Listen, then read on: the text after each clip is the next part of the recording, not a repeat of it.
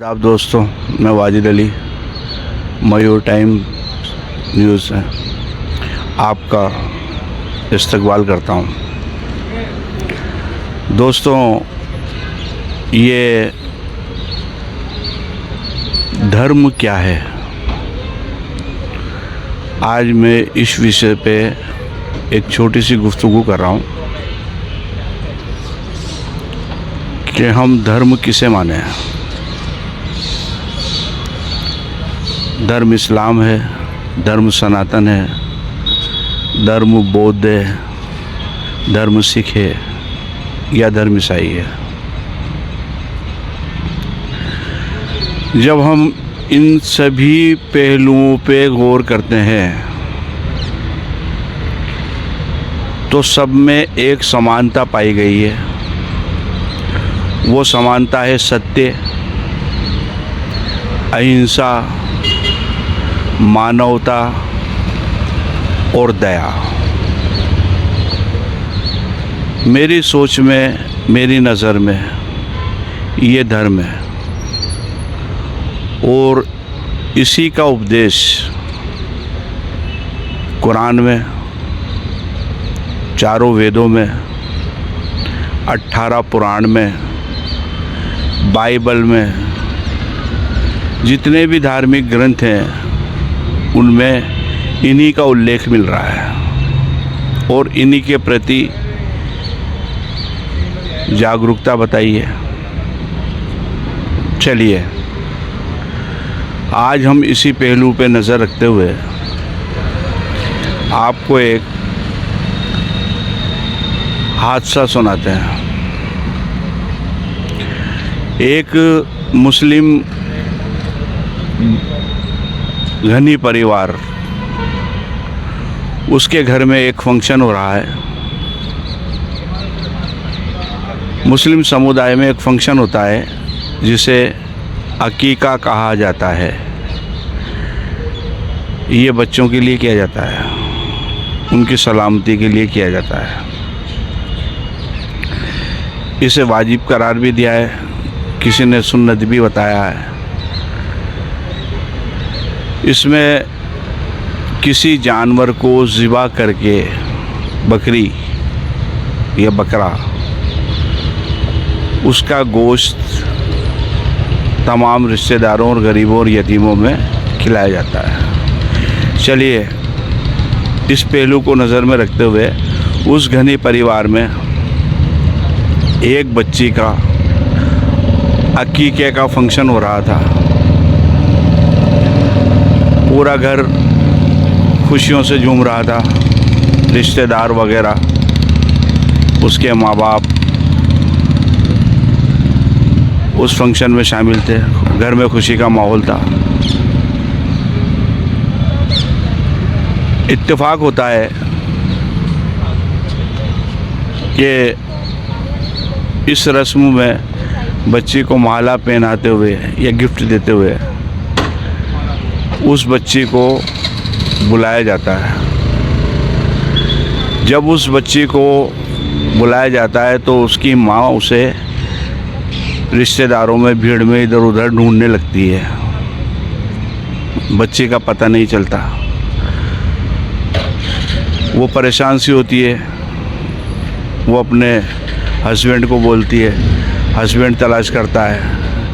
थोड़ी देर में घर में जो रिश्तेदार वगैरह आए हुए थे उनमें एक कोहराम सा मच जाता है।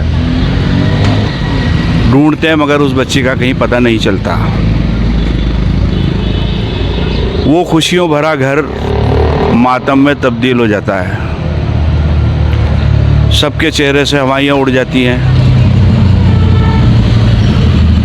उनने कहा, बच्ची एकदम कहाँ चली गई। सब लोग ढूंढते हैं, अड़ोस पड़ोस में ढूंढते हैं मगर बच्चे का कहीं पता नहीं चलता। वो बच्चे का जिसका क्या अकीका होने वाला था, हो रहा था। सबके चेहरे खुशियों की जगह मातम में बदल जाते हैं। पड़ोसों में ढूंढा जाता है, अड़ोस पड़ोस में उसका पता किया जाता है मगर वो बच्ची कहीं नहीं मिलती। उसकी पुलिस में कंप्लेन की जाती है। पुलिस वहाँ आती है, कंप्लेन लिखती है, पुलिस उसकी चारी तलाश करती है, मगर उस बच्ची का पता नहीं चलता। इस सदमे में बच्ची की माँ बेहोश होकर ज़मीन पर गिर पड़ती है। लोग उसे संभालने लगते हैं मगर उसे होश नहीं आता। उसे तुरंत हॉस्पिटल में एडमिट करा दिया जाता है।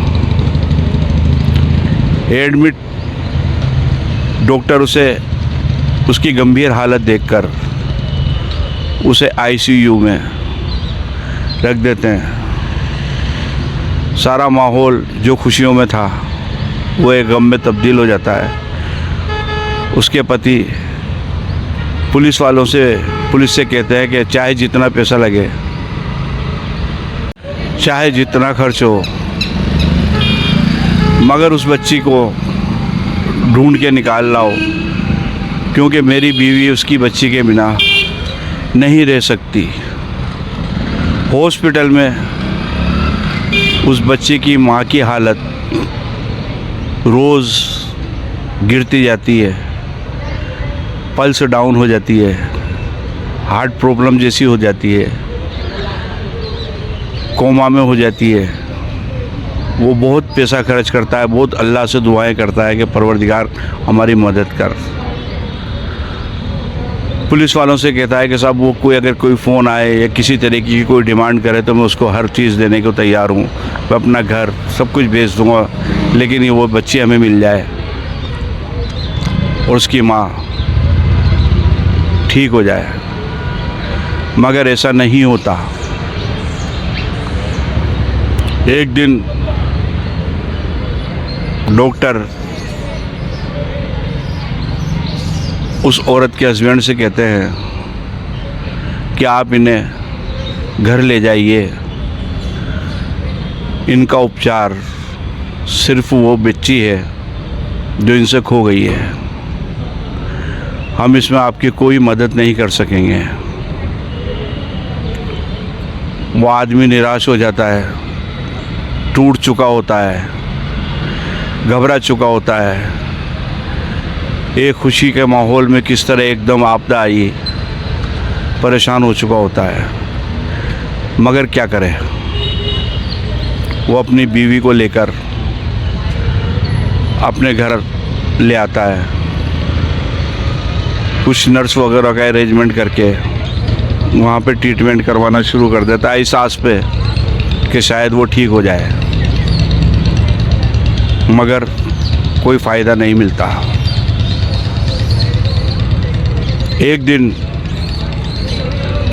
उसके मोबाइल पर एक फ़ोन आता है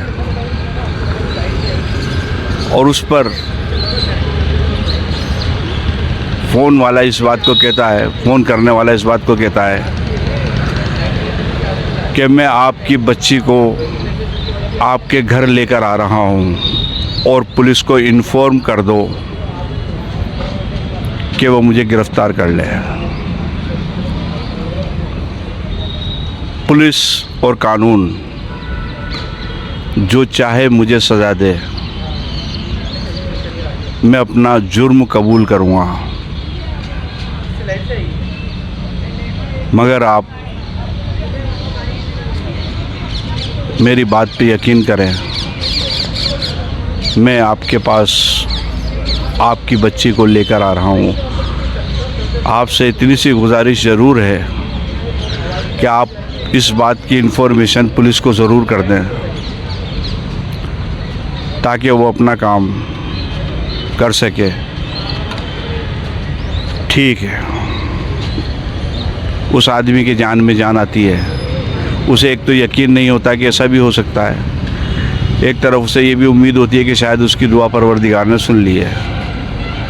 वो अपनी बीवी के पास जाकर कहता है, होश में आओ, हमारी बच्ची मिल गई है, और जो उसे लेकर गया था वो अपने साथ लेकर आ रहा है,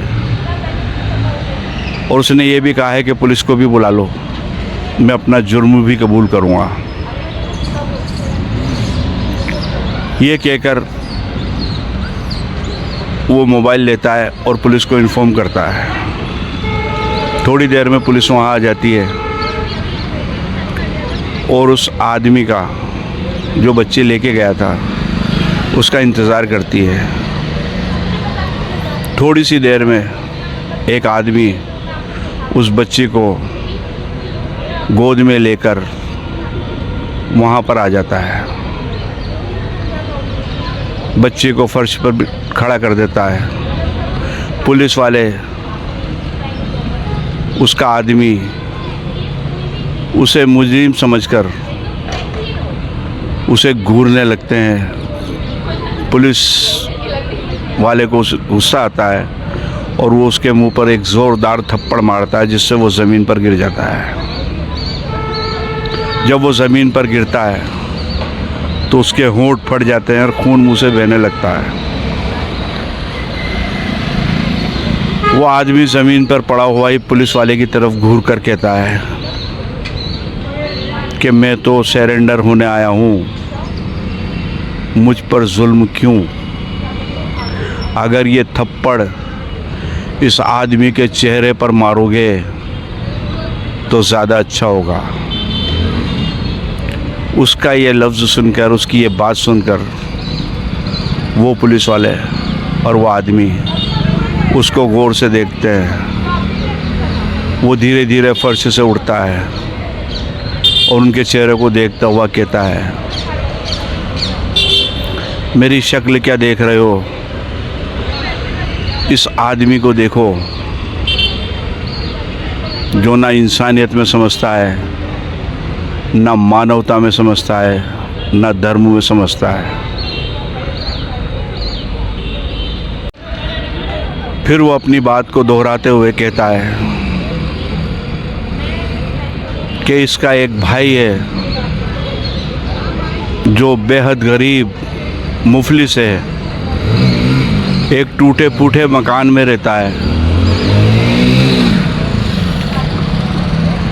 इनके घर में इस बच्ची का अकीका था।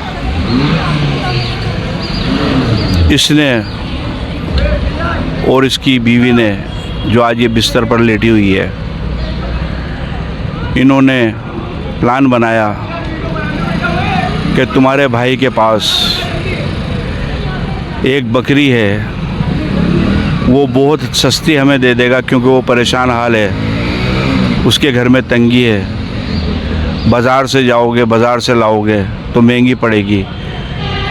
तुम्हारा भाई भी है, वो तुम्हें शायद सस्ते दामों में दे दे और हमारी रकम भी बच जाए और हमारा काम भी हो जाए। तो ये आदमी अपने भाई के घर गया और भाई के घर जाकर देखा तो वो गरीब भाई अपनी बीवी के पास बैठा हुआ अपनी तंगदस्ती के, अपनी बदहाली की बातें कर रहा था। इसे देखकर वो मुस्कुराया, इसे बिठाया, कहा इससे, कहो भाई आज कैसे आना हुआ? तो इसने जवाब दिया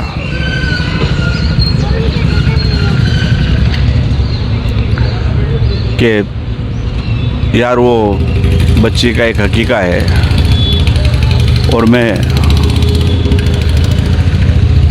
चाहता हूँ कि तुम ये बकरी मुझे बेच दो।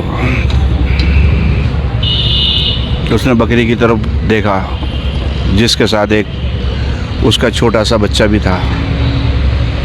उन्होंने कहा भाई ये बकरी है, ये बच्चा है, हम चारों ही हैं, मैं इससे बहुत मोहब्बत रखता हूँ, कहीं बाज़ार से ले लो। कि नहीं भाई तुम मुफलिसी में हो, परेशानी में हो, क्या करोगे इसका? तुमसे अपना पेट ही नहीं भरता, फिर इसको पाल के क्यों अपना नुकसान कर रहे हो? इसे दे दो, कुछ पैसे मिल जाएंगे तुम्हें। तो वो अपनी बीवी की तरफ मुरझाई हुई नज़रों से देखता है। उसकी बीवी नज़रें झुका लेती है वो समझ जाता है कि शायद ये भी यही चाहती होगी। वो अपनी बकरी, ठीक है भाई ले जाओ, मगर इसके साथ इसका बच्चा भी ले जाओ, क्योंकि बच्चा इसका दूध पीता है। ये चली जाएगी तो ये बिलक बिलक कर रोएगा, किस तरह इसको पालेंगे। तो वो आदमी इसके जवाब में कहता है कि भाई इस बकरी को तो मुझे ज़िबा करना है, इस बच्चे का मैं क्या करूँगा, कहाँ इस बेगार को लिए मैं अपने घर में रखूँगा, ये मैं नहीं कर सकता, मुझे सिर्फ बकरी दे दो और ये बच्चा तुम ही रख लो। इस आदमी ने उसे कुछ पैसे दिए और बकरी लेकर आ गया। जब वो बकरी अपने बच्चे से बिछड़ रही थी तो वो बकरी बच्चे को देख रही थी और बच्चा बकरी को, दोनों एक दूसरे को देखकर चिल्ला रहे थे माँ माँ माँ, मगर इन्हें रहम नहीं आया और ये बकरी लेके चला आया। कुछ दिनों बाद वो बच्चा भूख से उसकी माँ की याद से तड़प तड़प कर मर गया। मैं ये सब हादसा देख रहा था, मेरे से बर्दाश्त नहीं हुआ और मैंने उसी दिन प्रण किया कि मैं इसे ऐसा सबक सिखाऊंगा ताकि इसे पता चले कि माँ की ममता इंसानों में नहीं जानवरों में भी होती है, सब में होती है। परवरदिगार ने सब में अपनापन दिया है, किसी को किसी से जुदा नहीं करना चाहिए। यही सबक सिखाने के लिए मैं इसकी बेटी को उठाकर लेके गया ताकि इसको और इसकी माँ को ये एहसास हो कि ममता क्या होती है, चाहे वो किसी जानवर में हो या इंसान में हो। मैंने इस बच्ची को बड़े आराम से रखा है और आज उसको सुपुर्द भी कर रहा हूँ। जैसे ही वो बच्ची फर्ज से अपनी माँ के पास गया कि लिपटी तो उसकी माँ ने आंखें खोल दी उसकी आवाज़ सुनकर।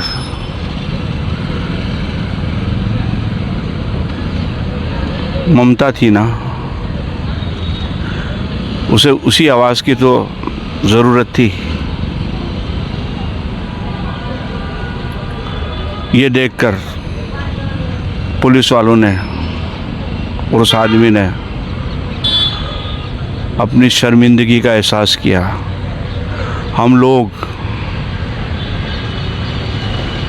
ये कहते हैं कि जानवर ज़िबा करना हलाल है। हाँ है हलाल, मगर कब? शरीयत ने जो है ईद बकरीद पे कुर्बानी करने का, हज पे ज़िबा करने का और अकीक़ा करने का ज़रूर फरमाया, लेकिन ये नहीं कि हम उसे अपना पेशा बनाकर उन मासूम जानवरों को, उन मासूम बकरा बकरियों को उनकी माँओं से अलग कर दें, उन नन्हे नन्हे बच्चों को छुरी के नीचे दबा के काट दें। शर्म नहीं आती? क्या उनका दिल नहीं रोता? क्या हैं वो लोग जो ऐसा करते हैं? दोस्तों, फैसला करना, क्या ये सब करना हमारे लिए इंसानियत का तकाजा है? क्या ज़रा ज़रा से बच्चों को उनकी माँ से अलग करना या माँ को बच्चों से अलग करना और चंद रुपयों के लिए उनको काट देना, अपना पेशा बना लेना और उससे रोज़गार कमाना, क्या ये कुरान कह रहा है? उनको भी जीने का उतना ही अधिकार है जितना एक इंसान को है, इंसान के बच्चों को है। अगर मेरा ये एपिसोड आपको कोई तकलीफ़ दे तो मैं माफ़ी चाहता हूँ, और अगर आपको अच्छा लगे तो कमेंट्स ज़रूर करें, ताकि मैं कुछ और भी अच्छी बातों को अपने चैनल के माध्यम से आप तक पहुंचा सकूं। जय हिंद, जय भारत।